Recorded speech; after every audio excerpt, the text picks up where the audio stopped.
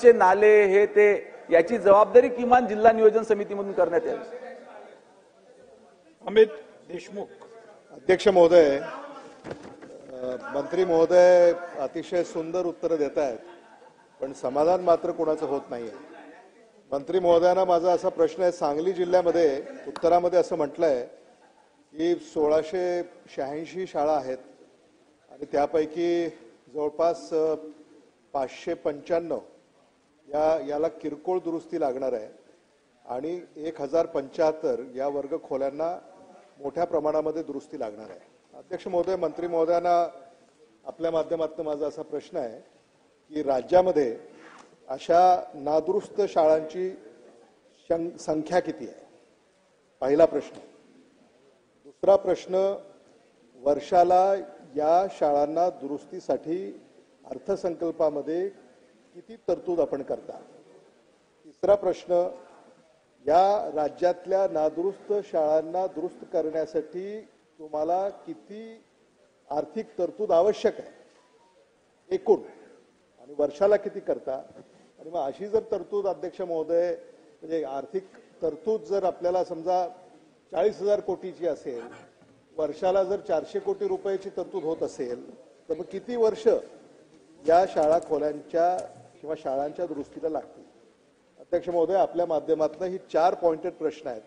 मी पुन्हा रिपीट करतो की एकूण नादुरुस्त शाळा खोल्या राज्यामध्ये किती आहेत संख्येनं, त्याला किती निधी लागणार आहे, अर्थसंकल्पामध्ये वर्षाला किती तरतूद होते आणि त्या तरतुदीनुसार किती वर्ष या शाळांच्या दुरुस्तीला लागतील?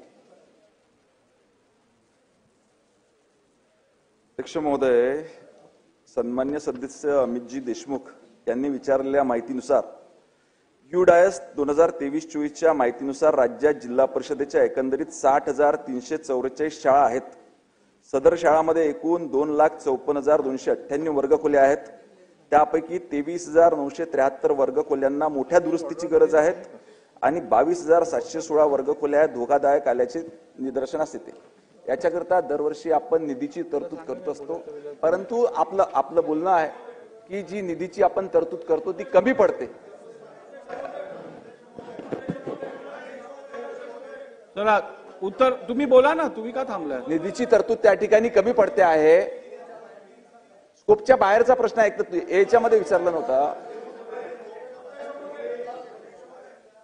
अध्यक्ष महोदय, एकच मिनिट। अध्यक्ष महोदय, स्कोपच्या बाहेर हा प्रश्न नाहीये। अध्यक्ष महोदय, आपल्या माध्यमातून मंत्री महोदयांना माझी अशी विनंती आहे, आकडेवारी तुम्ही खोल्यांची सांगितली, शाळांची सांगितली, नादुरुस्त छोट्या दुरुस्त्या आणि मोठ्या दुरुस्त्या याही सांगितल्या, पण त्याला नेमका निधी किती लागणार आहे?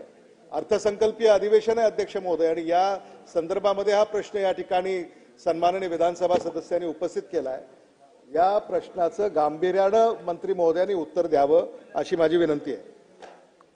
या ठिकाणी आपला जो प्रश्न उपस्थित करण्यात आला होता अमितजी, तो 4 जिल्ह्यांकरता आला होता। 4 जिल्ह्यांची माहिती एक मिनिट देतो तुम्हाला, ती पण माहिती देतो। एक मिनिट, त्यांचं उत्तर 4 जिल्ह्याची माहिती आपल्याला दिली। राज्यामध्ये जवळजवळ 57 कोटी रुपये 2023-24 मध्ये आपण त्या ठिकाणी उपलब्ध केले होते आणि 24-25 मध्ये 160 कोटी रुपयांची तरतूद आपण त्या ठिकाणी केलेली होती। ठीक आहे, दिलं ना त्यांनी, आकडेवारी दिली ना आता। किती तरतूद ते करतात याबद्दल भाष्य नाही, आणि एकंदरीत महाराष्ट्रातल्या जनतेनं किती वर्ष वाट पाहायची या शाळा दुरुस्त होण्यासाठी, हे कळालं पाहिजे अध्यक्ष महोदय।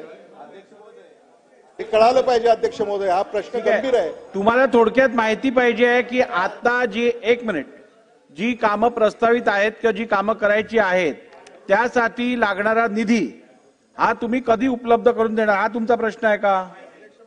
हा हजारोंच्या संख्येने या शाळा आहेत। महाराष्ट्रातली जनता हे समजून त्यांचं म्हणणं तेच आहे की तुम्ही स्कोप मध्ये सध्या ज्या जिल्ह्याबद्दल विचारताय राज्यातला प्रश्न अध्यक्ष महोदय, प्रश्न राज्यातील शाळांचा आहे, राज्यातील जिल्हा परिषदेच्या शाळेच्या दुरुस्तीबाबत हा प्रश्न आहे। माझा प्रश्न हा आहे की निधी एकूण किती लागणार आहे या शाळांना दुरुस्त करायला आणि किती वर्ष वाट पाहावी लागेल विद्यार्थ्यांना?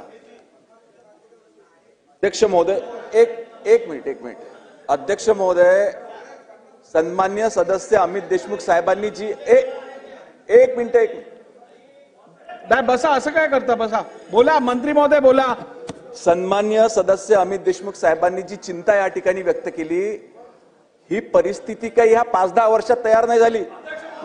एक मिनिट, मागच्या अनेक वर्षामध्ये आपल्याकडनं या ठिकाणी दुर्लक्ष करण्यात आलं. मी आपल्या सांगण्याप्रमाणे मान्य एकनाथ शिंदे साहेबांनी कार्यक्रम हातात घेतला आणि संपूर्ण राज्यामध्ये माझी शाळा सुंदर शाळा हा उपक्रम त्या ठिकाणी सुरू करण्यात आला. आणि आता मागच्या आपण बघतोय 10 वर्षापासून जी परिस्थिती सुधारण्याचा परिस्थिती बदललेली आहे. ठीक आहे, आपण स्पेसिफिक उत्तर द्या. या ठिकाणी अमित देशमुख साहेबांची भावना लक्षात घेता आपण लवकरच आराखडा, राज्यातल्या शाळांच्या दुरुस्तीकरिता आराखडा घेऊ आणि लवकरात लवकर याच्याकरिता अर्थसंकल्पामध्ये तरतूद करून ह्या महाराष्ट्रातल्या शाळा अजून बळकट करू. अभिमन्यू पवार. अध्यक्ष महोदय, मंत्र्यांनी उत्तर समाधानकारक दिलेलं आहे.